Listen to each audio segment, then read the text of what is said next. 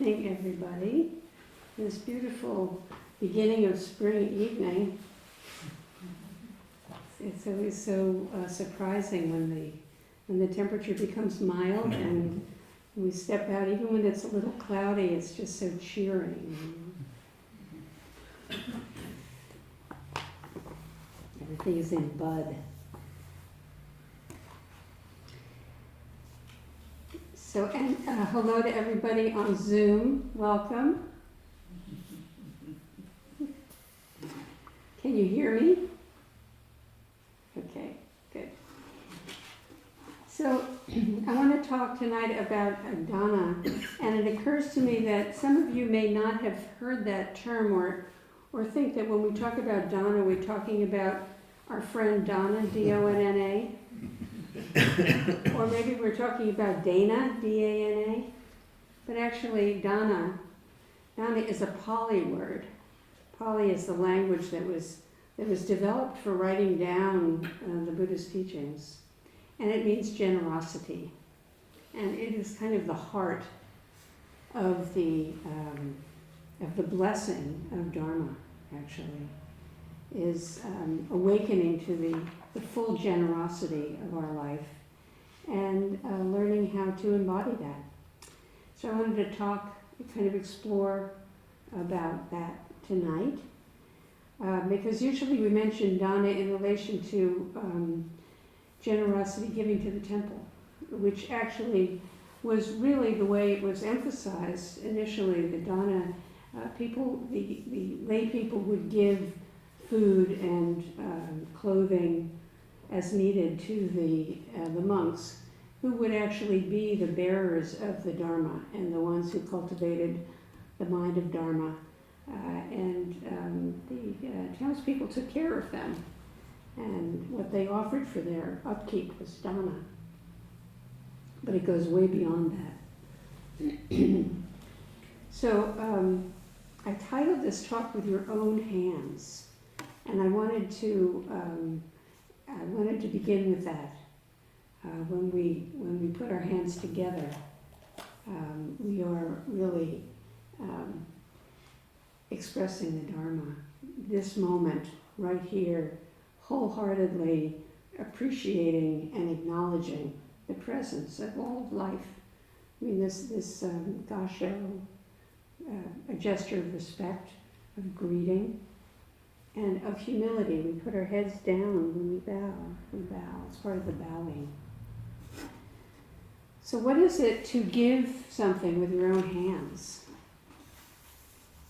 There's a practice in the Buddhist tradition that we do. When offering something to another, we use both of our hands.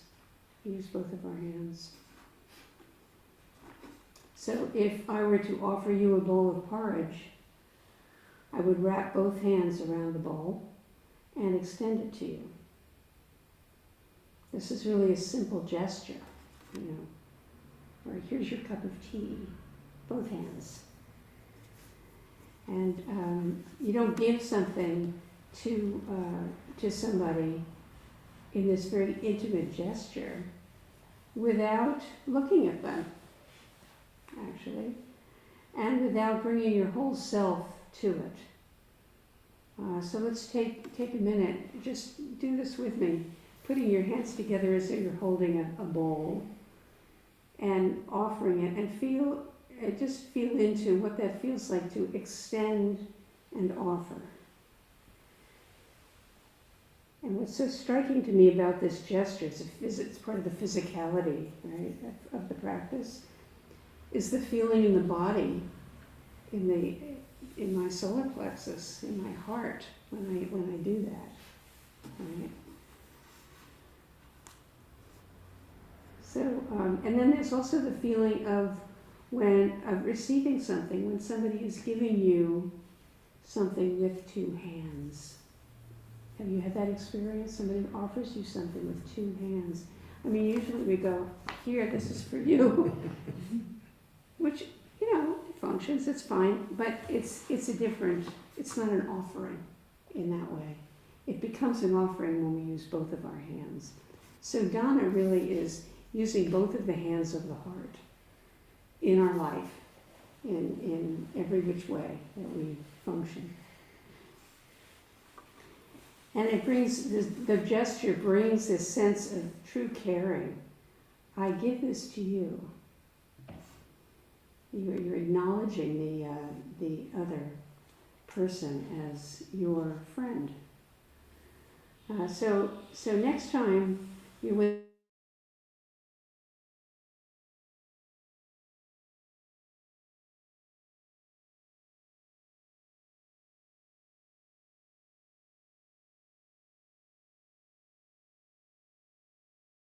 doing it with somebody who's not in the Zen tradition, they might think, this is weird. But maybe not. They may actually be very moved by it. So it's an interesting practice to see what you come up with. But this is the essence of dana. This gesture of giving. It's a gesture. It's it's part of the physicality that we are expressed with the body, and we also internally express. We're not always offering a material thing, but it is the internal feeling of hands, of the offering. So a spiritual practice, this practice is so not separate from ordinary life, from our daily life. And we don't look to practice in only one place. We look to practice every moment, in every situation, and all conditions. Just like the natural, the rest of the natural world. I mean, we're part of the natural world. The world around us in the valley is all budded out and flowering. It's a beautiful expression of the purity of dana, of offering, freely given, with nothing withheld and nothing to gain. Sunshine, rainwater, air, and the full unfolding functioning of beauty. This is the life of the tulip. Spent a long time in the cold, damp soil, in company with the worms and all of the various legged creatures crawling through the same environment with it, rather like us. So the natural world withholds nothing and makes use of everything, and shows us the purity that lies behind the practice of dana. Everything is us. Everything in our life is to be used. We are to be used by everything in our life. Everything in our life, the use, some things are only useful because of their beauty. Think of how useful beauty is, how important beauty is, how it immediately affects the sense of the well-being of the heart when you encounter beauty. Beauty visually, beauty of sound, or beauty of a gesture that's just purely offered. Everything is of use. And we are part of the natural world. The Lakotas call life the beauty way. And I really like that, because I think it applies to anyone who is practicing the Bodhisattva way. And it's really helpful to think of it, I think, in terms of beauty, practicing the beauty way, because immediately it gives me a feeling, when I think of that, it gives me a feeling of, in the body, of how I'm doing something. I planted a dogwood in my front yard. It is such a beautiful little sapling. It's so beautiful. And the only thing to be done was to be really careful and joyful and thorough in the planting, to show my appreciation for what it's brought into my life. I found myself going to my front door and opening the door just to look at it all day.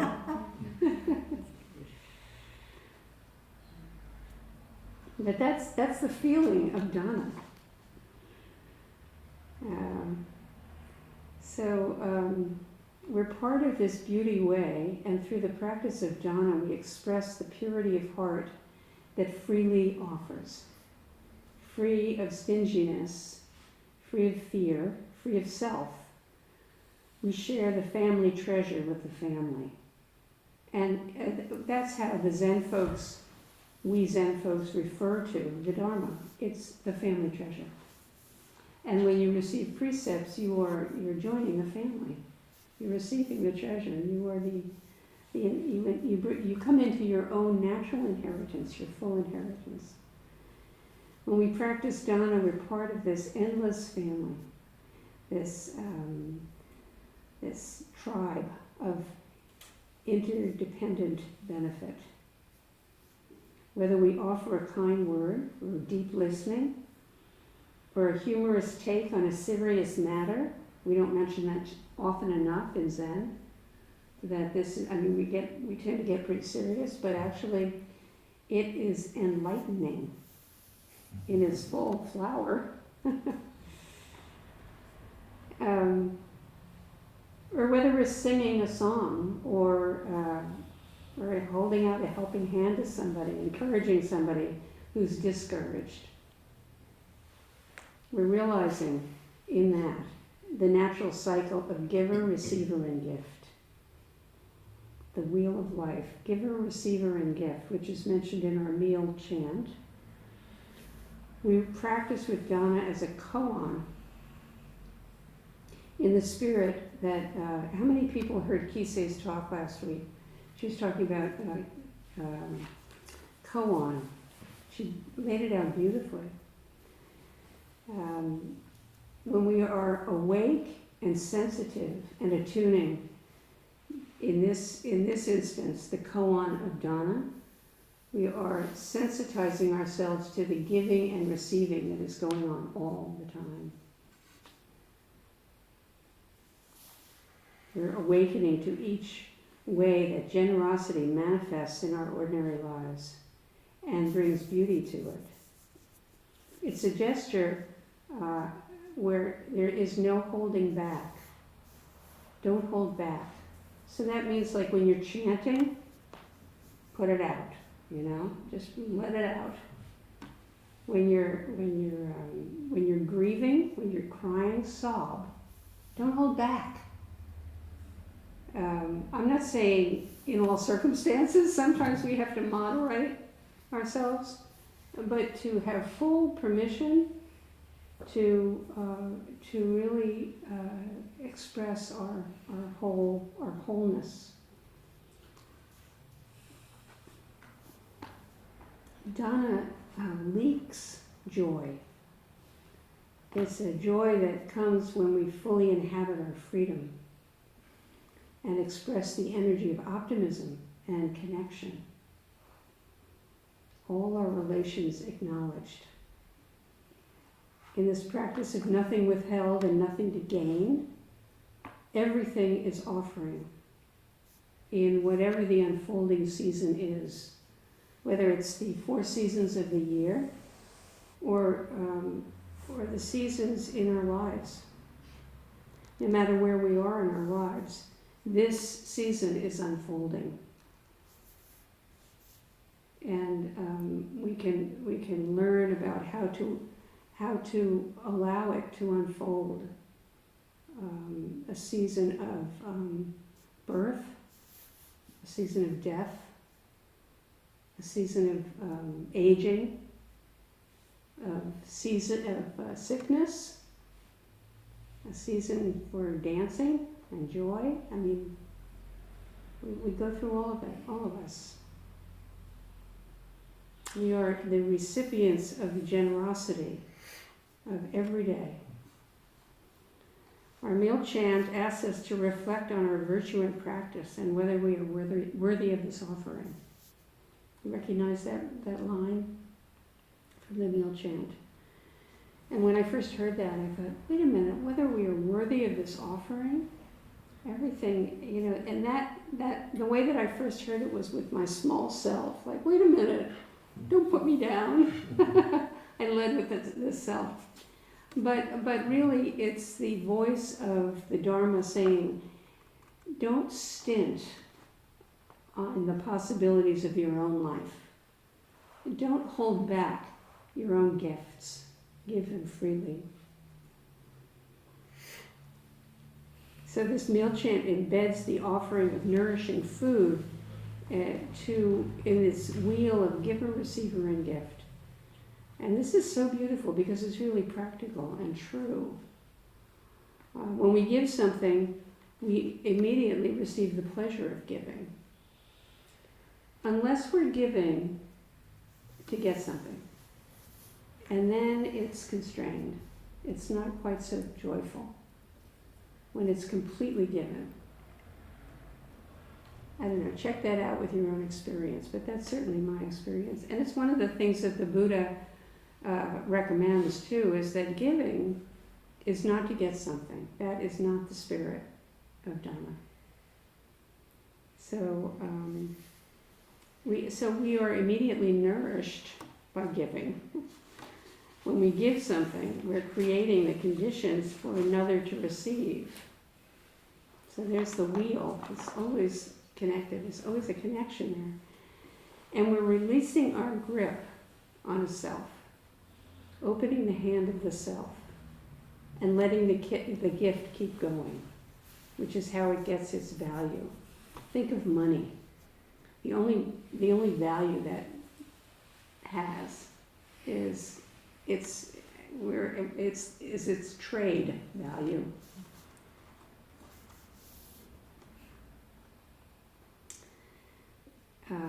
So different kinds of giving. The giving of attention to someone, giving your full attention, is a form of dana. When the conditions that follow giving attention, giving your attention conditions the moments that follow for both of you. And any action that stems from that exchange. So generosity is always innately acknowledging connection and springing from compassion.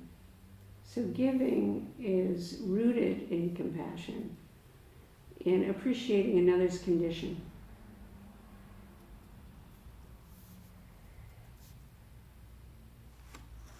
Which is sometimes very challenging if we're caught by reactivity, to just consider somebody else's conditions, somebody else's experience.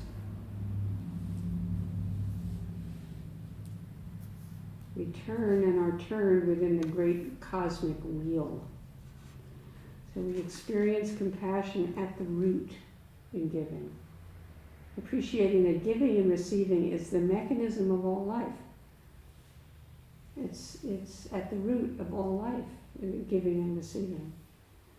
And it's a natural response to the wholeness of life, when we're not distracted by our own sensation of being isolated and separate.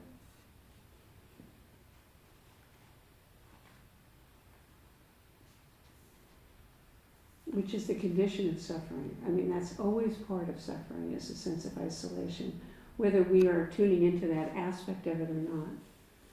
It's always about separation. Compassion's been defined as the heart that trembles in the face of suffering. But perhaps it goes further than that. Right to the heart of the eye. EYE, the heart of the eye, that sees how things truly are, is one of the definitions of compassion. Or we can flip that over and say the eye of the heart, EYE of the heart, or maybe the eye of the heart, that sees things as they truly are. The goddess Kuan Yin, who is the bodhisattva of great compassion, hears the cries of the world and responds as needed. So sometimes then compassion is the ear of the heart that responds to life as it is and calls forth our innate generosity. So we're not actually ever isolated and separate. Right now, at this moment, our hearts are beating together.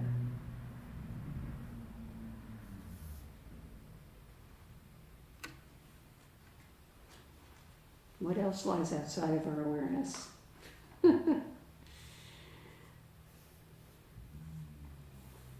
So it's really interesting to, not just interesting, but important and surprising sometimes to notice what stirs you to open to the experience of somebody else,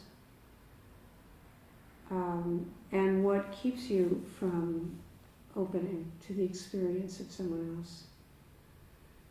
One of the rewards that emerges from awakening to Dana is how it brings into bold relief for us when we shut down the heart.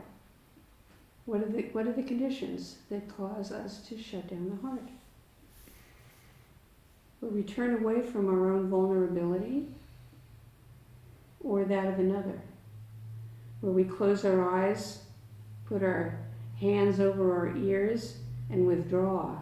There were moments in the hearings last week where, turn it off, I can't stand to hear this. But then, some of the responses were pure Dana, pure generosity of spirit. So we can work with noticing when we numb back into our habitual patterns of withholding, of being stingy with our compassion or our attention or our finances or our vulnerability. I refuse to be vulnerable with you. That's something that can really grow up in a long relationship, marital relationship, sometimes, or any long relationship, maybe between siblings, or stingy with our time. And of course, that's one of the precepts: is do not be stingy, but be generous with your time and resources. But stinginess is also a great teacher. Stinginess is a certain feeling in the body. You know what I mean? Or in our attitude, definitely, as well as our actions. It is a form of suffering. But this whole talk came to me the other day when I was leaving the parking lot at Market of Choice and heard someone playing the accordion really well. Did some of you hear that? Hear him? It just knocked my socks off. It was so, and that brought up the whole thing about Dana, And he was playing. I mean, he's a busker, right? He's busking. He's paying his rent by offering this incredible blessing and gift to all of us who have ears to hear, and bringing us all into this living field of generosity that we're always in. And not only that, I don't know if you noticed, but when you pulled out, he bowed. He bowed to me. I just had to chuckle. I was like, yes. So that's the feeling of generosity, because there's no separation. I mean, he seems joyful. I felt joyful. People were, everybody was hearing this. It was pulling everybody out of their funks or their whatever, wherever their minds were. So, but it brings up the other issue about stinginess, which is, and I thought this is what came to my mind, is how suspicious I am usually of people who are begging in a public place. When someone is asking for money in a public place, immediately it brings up shame, brings up fear, brings up guilt and avoidance. I might want to avoid the feeling of guilt if I pass them by and don't give them anything. So I avoid the person. I don't look at them. I behave as though they are invisible. You have to be in a really terrible situation to be begging. One of the practices that Bernie Glassman had his folks in New York do when they did street retreats was they had to beg. And it was hard. There are a lot of people in that situation. But then there's also the kind of the wholesome concern, which is that I don't want my generosity to help them buy meth or alcohol,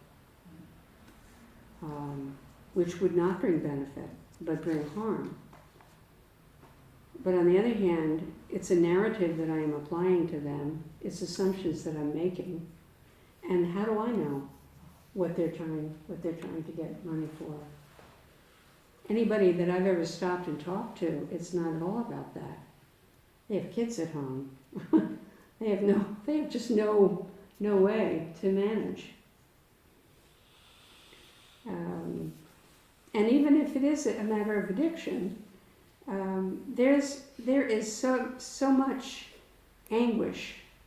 There's kind of an iceberg of anguish in addiction of all sorts. So here, with a situation like that, our practice is really vital. Noticing our sensation of holding back, of skepticism and cynicism and judgment, hostility, stinginess, and self-justification. Oh gosh, I'm sorry, I don't have any cash with me. Which actually is always a good idea not to carry cash with you anyway, and you don't spend it idly. But all of this affects our demeanor, is part of the whole realm of and kind of practice with dana, generosity. Even if I'm unwilling to share material resources, I can always look at the person, recognize them as another human being in this space that we are sharing.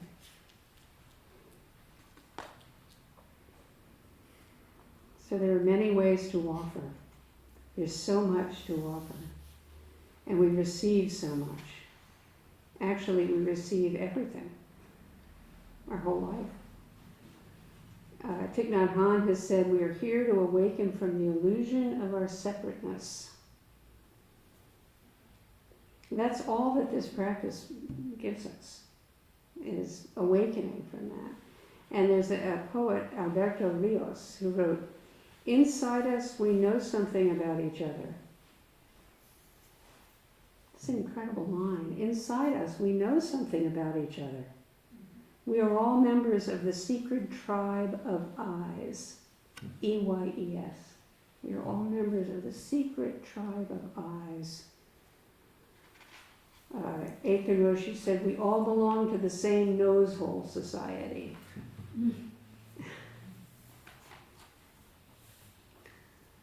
We're always giving and receiving at the same time.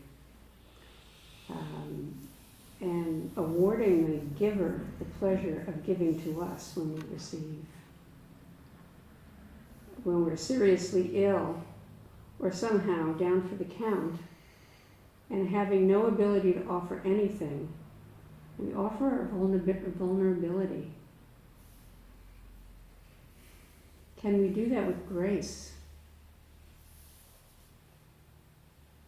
We can receive anything offered to us with appreciation and with attention, like two-handed giving, If somebody is being really kind to us, really feeling how they are giving with both hands of their heart to us. Oh, I wanted to share a poem. This is by Danusha Linares. I've been thinking about the way when you walk down a crowded aisle, people will pull in their legs to let you by. Or how strangers will say, "Bless you," when someone sneezes, a leftover from the bubonic plague. Don't die, we are saying. And sometimes when you spill lemons from your grocery bag, someone will help you pick them up. Mostly we don't want to harm each other. We want to be handed our cup of coffee hot and to say thank you to the person handing it, to smile at them and for them to smile back, for the waitress to call us honey when she sets down the bowl of clam chowder, and for the driver in the red pickup truck to let us pass. We have so little of each other, so far from tribe and fire. Only these brief moments of exchange. What if they are the true dwelling of the holy? These fleeting temples we make together when we say, "Here, have my seat. Go ahead, you first. I like your hat."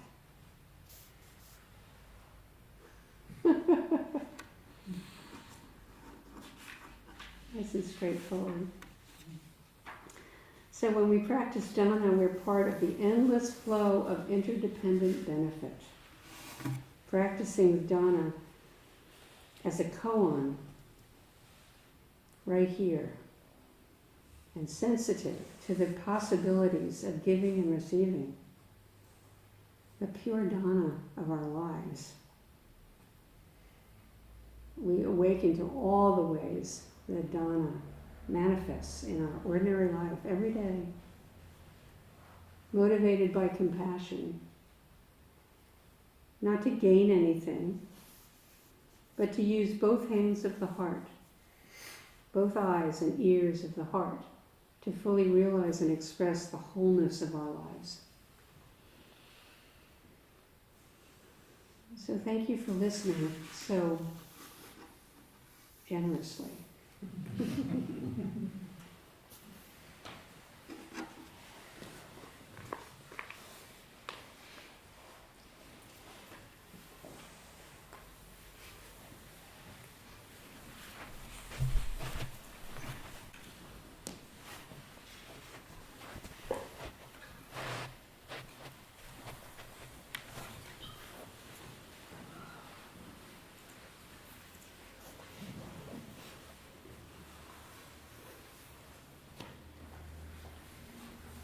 Please turn to page 5.